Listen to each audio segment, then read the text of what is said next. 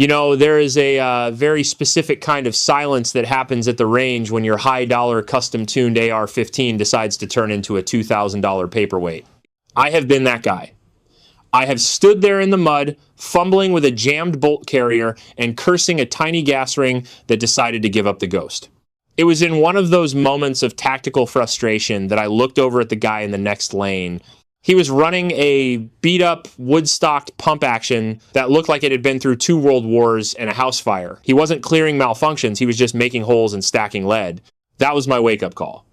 We have become so obsessed with high-speed, low-drag technology that we have forgotten the raw, mechanical soul of the American scattergun.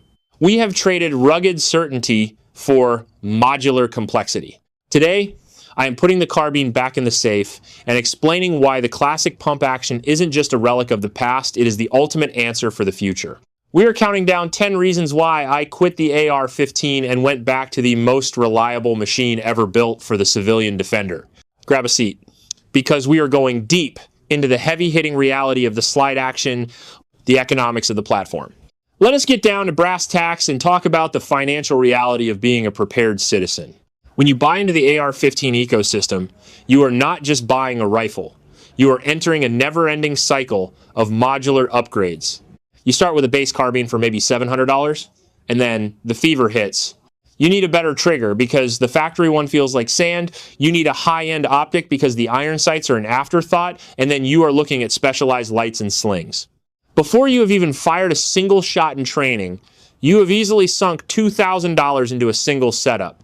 Now contrast that with a battle-hardened Mossberg 5 Ninity or a rock-solid Remington 870. For roughly $500, you are getting a firearm that is quite literally ready for a war zone right out of the box. The beauty of the pump action is that it is a finished product. It does not need a $500 bolt carrier group to be reliable. It does not need a sophisticated muzzle device to manage the flash. What that means for you is a massive surplus of cash that stays in your pocket or, more importantly, goes into your training budget. For the price of one high-end AR-15, I can buy a professional-grade pump shotgun and nearly 4,000 rounds of 12-gauge birdshot for practice. We often forget that the man who has mastered the manual of arms on a simple pump through thousands of repetitions is a far more capable defender than the guy who spent his entire budget on a rifle he can only afford to shoot once a month. This is about being effective, not just looking expensive. In a world where ammunition prices are constantly fluctuating, the shotgun allows you to spend your money where it counts, which is on the flat range, building the skills that actually matter when the adrenaline is pumping. Field strip simplicity and on-the-fly maintenance. One of the most overlooked aspects of the AR-15 is just how much of a headache it is to maintain in a less than perfect environment.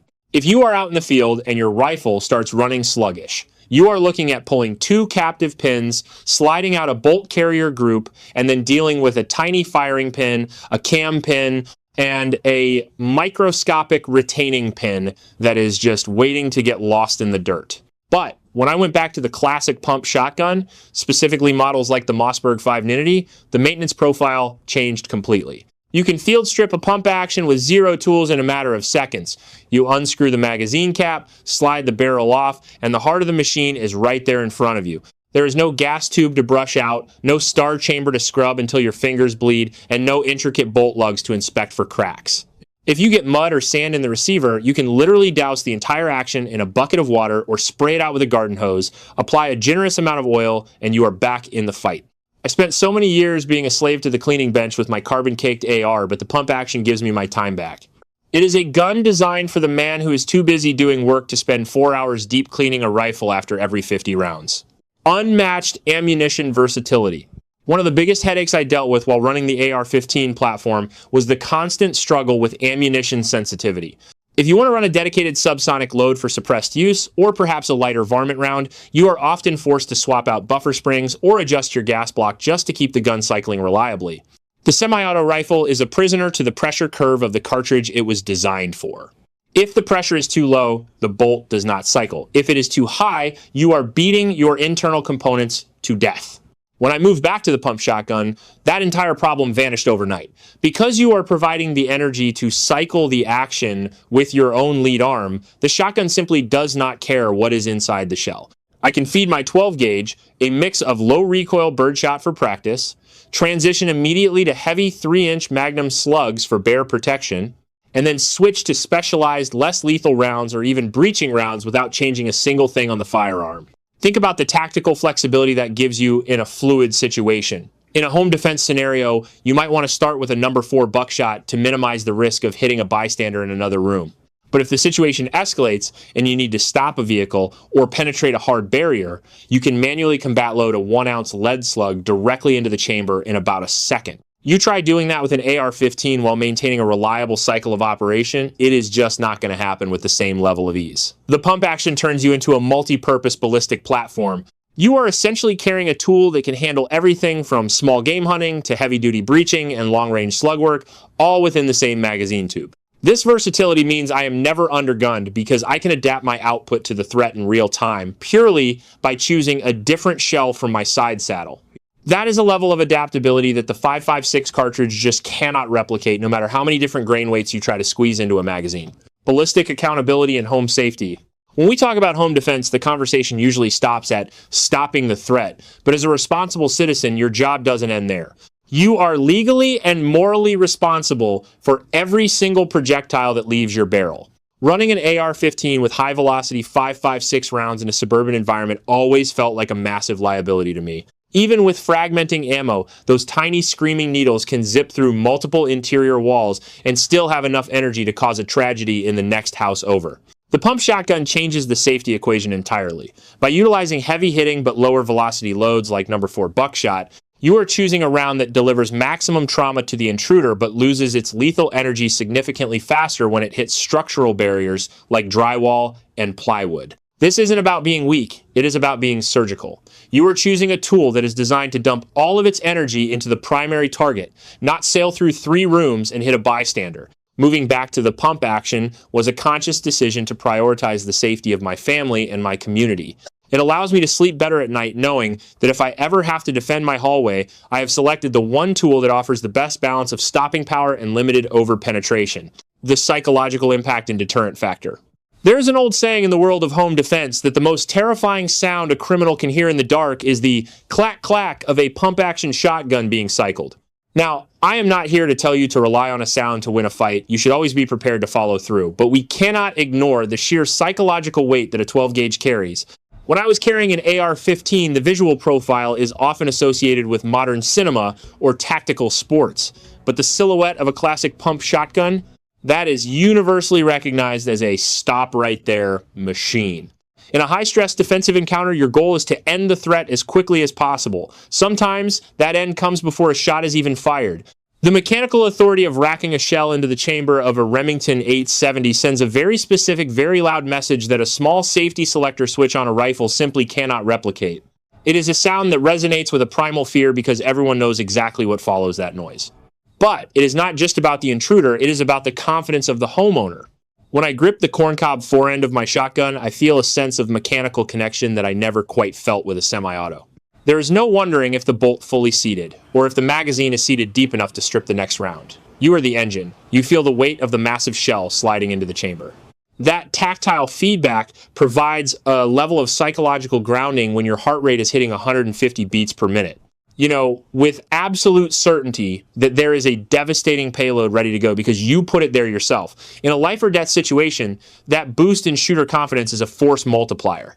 You are operating a tool that has been the gold standard for American law enforcement and military guard duty for over a century, and that heritage brings a level of mental grit to the table that high-tech gadgets just can't match. The unrivaled sledgehammer of stopping power. Let's be blunt. The 5.56 round is a compromised cartridge designed for high-capacity military use. But in a life-or-death encounter inside your own home, you don't need high capacity. You need immediate, undeniable results. The 12-gauge pump action is the closest thing to a delete button for a violent threat. When you send a single shell of double-aught buckshot downrange, you are hitting the target with roughly 9 pellets of 38 caliber lead simultaneously. The physiological shock that much lead delivers in a single millisecond is something a small caliber rifle simply cannot match. We are talking about massive hydraulic displacement and central nervous system disruption that physically forces a body to stop what it is doing. With an AR-15, you are often taught to fire multiple times to ensure a stop, but with a classic pump, you are delivering a payload that has been the gold standard for police and military for over a century for one reason: it ends fights. When I shifted back to the shotgun, I was choosing raw, unadulterated energy. I wanted the confidence of knowing that one well-placed shot wouldn't just injure an attacker, it would physically dismantle the threat and end the encounter before they could take another step. An indestructible legacy of durability. While the AR-15 is a marvel of modern engineering, it is still a machine with many small moving parts that can wear out or break under hard use. I've seen enough sheared bolt lugs and bent gas tubes to know that everything has a shelf life, but when you pick up a classic pump shotgun, you are holding a tool built for the long haul. This is the generational firearm, the kind of gun that your grandfather used and that your grandchildren will still be able to fire 50 years from now. These guns are overbuilt in the best way possible. There is a reason the Remington E-70 and the Mossberg 500 have remained virtually unchanged for decades. They are built with thick steel or heavy-duty aluminum receivers and massive internal components that don't care about wear and tear. I went back to the pump because I wanted a tool that didn't have an expiration date. I wanted a firearm that could be buried in a cache, left in a truck rack, or kept in a damp basement for a decade and still cycle perfectly the moment I racked that slide. It is a piece of American iron that doesn't rely on delicate springs or precise gas pressures to function. It is the ultimate insurance policy for your family's future. Navigating the legal and social landscape. Let us be real for a second. We live in a world where the optics of your self-defense tool can matter just as much as its performance in a court of law. When I was primarying an AR-15, I was always acutely aware of the black rifle stigma. In many jurisdictions across the United States, especially in more restrictive states, the AR-15 is constantly under fire from a legislative standpoint. You have to deal with assault weapon bans, magazine capacity limits, and confusing laws about what kind of grips or stocks you can legally attach to your firearm. I got tired of having to check the legal statutes every time I crossed a state line just to make sure my rifle hadn't accidentally become a felony. The classic pump shotgun, however, is a different story entirely. Whether it is a Mossberg 5 Ninity or a wood-stocked Remington 870, these firearms are almost universally recognized as sporting tools or traditional home defense icons. They rarely fall under the same scary classifications that target semi-auto rifles. This gives you a massive advantage in terms of portability and peace of mind. I can travel through almost any state in this country with a standard capacity pump shotgun and not have to worry about whether my barrel is a half-inch too short or if my muzzle device is compliant. But it goes deeper than just the written law. It is about the jury. God forbid you ever have to use your firearm to defend your family, but if you do, you will likely be judged by 12 people who might not know anything about guns. Showing a jury a classic wood-stocked shotgun, the kind of gun their grandfathers had in the closet, presents a much different image than a kitted-out tactical AR-15 with lights, lasers, and suppressors. It portrays you as a prepared traditional homeowner rather than someone looking for a fight. I realized that by going back to the pump action, I was simplifying my legal life as much as my tactical one. I am carrying a tool that is arguably more devastating at close range, yet it carries none of the political baggage that modern sporting rifles do. It is the ultimate gray man long gun. It is powerful, it is effective, and it flies completely under the radar of the anti-gun lobby. Absolute control and the elimination of squishy resets. One of the things that started to frustrate me about the AR-15 was the disconnection I felt from the machine. When you fire a semi-auto, the gun does all the work for you. It cycles the bolt, ejects the brass, and resets the hammer using the gas from the shot. While that is great for speed, it also introduces a level of mechanical vagueness. You are at the mercy of the reset, the timing of the buffer spring, and the hope that the next round seated perfectly. I found myself outrunning my gun, or worse, dealing with a mushy trigger reset because of carbon buildup or a weak spring. When I went back to the pump shotgun, I rediscovered what it felt like to actually drive the firearm. In a pump action, you are the engine. There is no waiting for a gas system to cycle. The moment that shot breaks, your muscles take over. You feel the raw mechanical weight as you rip that forend back, physically forcing the spent shell out of the chamber. You feel the tension as you slam it forward, hand delivering a massive 12-gauge shell into the breech. This manual operation creates a much tighter feedback loop between the shooter and the tool. In a high-stress situation, this is a massive advantage for round accountability. With an AR-15, it is very easy to spray and pray because the gun is doing all the heavy lifting. But with a pump, every shot is a deliberate, conscious act. You have to work for it. That split second it takes to rack the slide is a built-in mental reset that forces you to reevaluate the target and your surroundings before the next payload is delivered. I've found that my accuracy and my composure improve significantly when I stop relying on a gas-operated system to do the work for me. You aren't just pulling a trigger, you are operating a heavy machine. There is a visceral, tactile satisfaction in knowing that the gun is ready to fire again only because you made it so.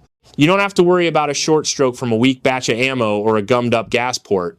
If the gun doesn't cycle, it's because you didn't move your arm, and that is a failure point you can actually train for and overcome.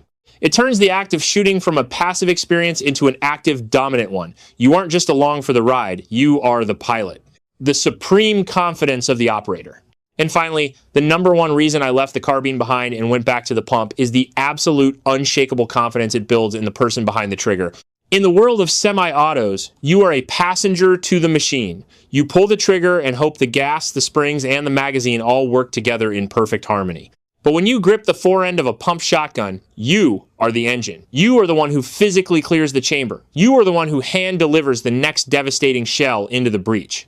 That manual connection creates a level of psychological grounding that you just don't get with a high-tech rifle. In a high-stress, life-or-death situation, that tactile feedback, the vibration of the steel, the weight of the slide, the mechanical clack as it locks into battery reminds you that you are in control. It forces you to be a deliberate, conscious shooter. Every shot is a choice. Every cycle is an act of will. I went back to the pump because it stripped away the tactical fluff and left me with a tool that demands mastery and rewards it with absolute reliability. It's not just a gun, it's the ultimate expression of a defender's intent. When the world is falling apart around you, there is no greater feeling of security than knowing the only thing that stands between you and a failure to fire is your own two hands. The best firearm in the world isn't the one with the most expensive optics or the flattest shooting caliber. The best firearm is the one that works every single time you demand it to.